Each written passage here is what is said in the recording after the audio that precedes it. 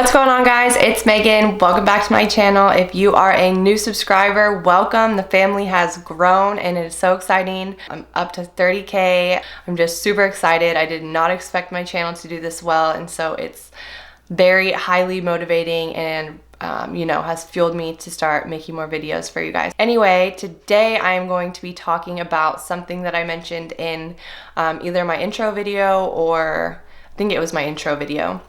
And that is how to talk to someone with a disability if you're curious, if you want to know how they became paralyzed or how they lost their arm or how they became blind or if they were born that way and you want to ask them. I'm going to try and help you guys feel more comfortable to do that, or kind of help you guys kind of come up with a little question bracket in your brain where you can get to a point where, like, does this person look approachable, first of all, and get you to the yes or no answer that you're looking for before you go up and abruptly ask someone about their disability and you get his stat.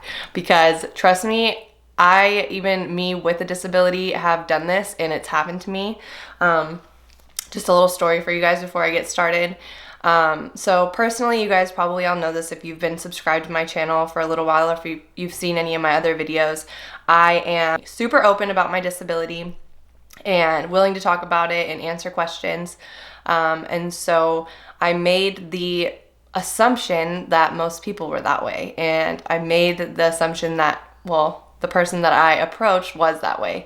So it was this older man, and he was sitting like on a park bench with one of his old man friends, and I noticed that he was missing an arm and he had like a hook hand. So this guy's probably like 70s, like mid 70s.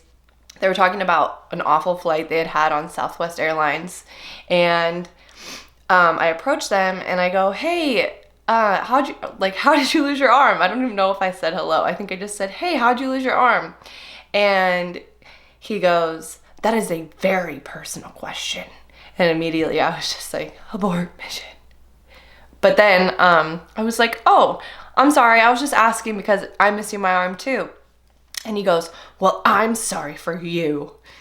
And I was just like, "Okay, sorry for asking, bye." And I felt like so humiliated and I felt so bad and like I had embarrassed this guy in front of his friend, and I just walked away feeling kind of dumb. So we want to avoid those types of situations at all costs. And so hopefully this video can help you guys out a little bit. I just want to start out, I'm just probably going to make a few points from my personal experience as an amputee, as someone with a disability, and then I've also lived my life for 14 years without a disability, so I know what it's like to be on the other side. And I know that when you see someone missing a limb or with some sort of disfigurement, you get curious, right? It's not something you see every day. It's out of the norm. So one thing I want to say about that is that it's completely normal. It's completely normal to look, but the only thing is that if you're going to acknowledge it and do that awkward double take that people do, like they look and then they notice it and they look again, then acknowledge it. I don't know if anyone has seen the movie Wonder, but the movie Wonder illustrated this in the most beautiful scene ever. So basically the plot of the story is just that this kid was born with a condition where the bones in his face don't develop, and so he doesn't really have a jaw and his eyes are really tiny. And if you've seen it, you know what I'm talking about. And if you haven't, then just Google it or YouTube it after you're done watching this, of course. But basically there's this scene where he's envisioning that Bigfoot is on campus. So basically in this scene, he's comparing Bigfoot being on campus to him being on campus, and he feels like everyone stares at him as though he shouldn't be there, and it's like he's Bigfoot on campus. And so he's envisioning this scene in his head where Bigfoot walks out of the school doors and all of the little fifth graders and all of his elementary school mates just stop in their tracks and stare at him. And he's the first one to walk up and he's like, "Hey Bigfoot, sorry I looked at you funny." And then he is on his way.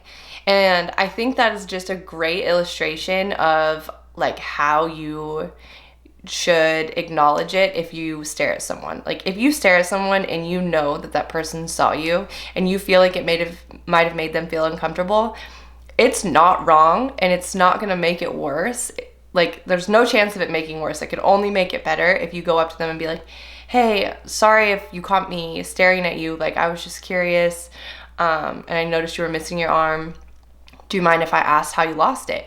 And honestly, from my experience, I know I had that one bad experience, but I've asked plenty of other people how they've lost their limbs. And 9 times out of 10, people are gonna tell you, and people are gonna be willing to explain, and they're gonna appreciate your curiosity and your honesty coming forward. So it's okay to stare. I know we're taught as children, you know, like don't stare, it's rude. And it can be at times, like control your staring. I've had excessive staring and, you know, nobody wants to be like made to feel uncomfortable in a grocery store or wherever you are. But yeah, so if you're gonna excessively stare and you really can't contain your curiosity, you might as well just go up and ask. Okay, second tip of this video is once you're in a conversation with someone with a disability, or if you just met them and you're getting to know them, do not, I repeat, do not bring up the sole individual, other human being that you know who has a disability. I cannot tell you how many times I've gotten into a conversation with someone, or I've finished telling them how I lost my arm, or they haven't let me finish telling them what happened to me, and they go on and on and on about their aunt's ex-husband who didn't have a leg, or their grandpa who didn't have 2 fingers. It's like, that's great. You know, my sister is also blonde. Like, that's so cool. It's not relevant. So yeah, anyways, you don't need to bring up another person with a disability that you happen to know of or know personally just to find common ground. Like you can find common ground elsewhere.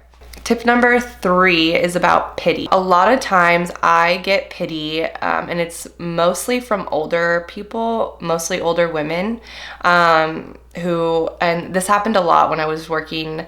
I used to work at Dick's Sporting Goods. They sponsored a bunch of Olympians and Paralympians to work in their stores going into Rio 2016, and then they just kept us on board going into Tokyo 2020. I'm not working there right now, but when I was, I worked in the footwear department. So obviously I have one arm, and you know, people come in and they're like, hey, I'd like to see a size 7, 8, and 9 in this shoe, or I'd like to see this shoe in pink, purple, and green.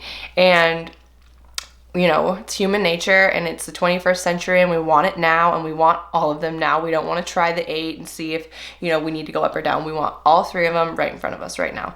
And that's fine. That didn't really faze me. But I would bring shoes out, like 3 boxes out, and I had my little, you know, system down where I got the door open with my knee and pushed it open, or I kept a door wedge in it. But I'm getting off track. But I'd come out with these shoes, and if I was helping like a little old lady, sometimes they would be like, oh honey, I'm so sorry. I'm so sorry that happened to you. Do you need help? And it's like, no, I'm doing my job and I'm doing it well. And so let's just let me do my job and let me help you. And, you know, obviously in that situation, I'm like, no, it's okay. But, you know, I've had instances where they would just press like, I'm so sorry. Like, is it hard? And like, that just sucks that happened to you. And that, my friends, is a form of pity. And that is something that most disabled people do not like to receive, just ever. I don't think at any point in time after getting in an accident, or if you're born with a disability or a deformity, I don't think anyone likes to have that be acknowledged and then have someone feel sorry for you. On the flip side, I would have people come in and, you know, I'd be helping them and they'd ask me, you know, let's just say I was helping with running shoes. They'd ask me if I ran. Okay, so the Paralympics comes up, the fact that I'm missing my arm comes up, and they're like, wow, like, good for you. You know, and it's like, it's less about the fact that I have one arm and more about that I'm, you know, living a happy, active lifestyle and pursuing my dreams despite that. You know, because everyone likes a good adversity story. Obviously, all of you do as well. Otherwise, you probably wouldn't be on my channel. But, you know, like that sort of thing, to be acknowledged for beating the odds kind of thing, is 100% acceptable. Like, there's nothing wrong with calling. A lot of disabled people do not like the word inspiring. And I will say, I wouldn't like it if I was called inspiring for working in footwear at Dick's Sporting Goods. And just because I'm just working, you know what I mean? Like you go to work, there's not really anything inspiring about going to work. But I mean, as an athlete, you have to push yourself every day, you know, to be the best version of yourself, and you push your body beyond its limits and you get better every day. And there is something inspiring about being an athlete, disabled or not. So yeah, it's just the context. I don't know if I'm explaining it very well, but don't call me inspiring for having one arm and going to work, but call me inspiring for doing more and having one arm. You know what I mean? Because if someone was completely able-bodied and makes it to the Olympics, like, that's still inspiring, because Olympians have to work, you know, just as hard to get to the Olympics as Paralympians do to have to get to the Paralympics. Anyway, that is a wrap for this video, you guys. I hope you enjoyed it, and I hope that it can be useful to you going forward in your everyday life. Like I said, a lot of this might have been a little bit biased because this is just my personal opinion as someone with a disability. But either way, I hope it was helpful. Anyway, if you haven't already subscribed, please subscribe to my channel. The subscriber count is growing. It's so exciting. Thanks so much for joining me on my journey. But if you're not already subscribed, go do that so you don't miss out on any of my up and coming vids. See you guys in my next video. Bye.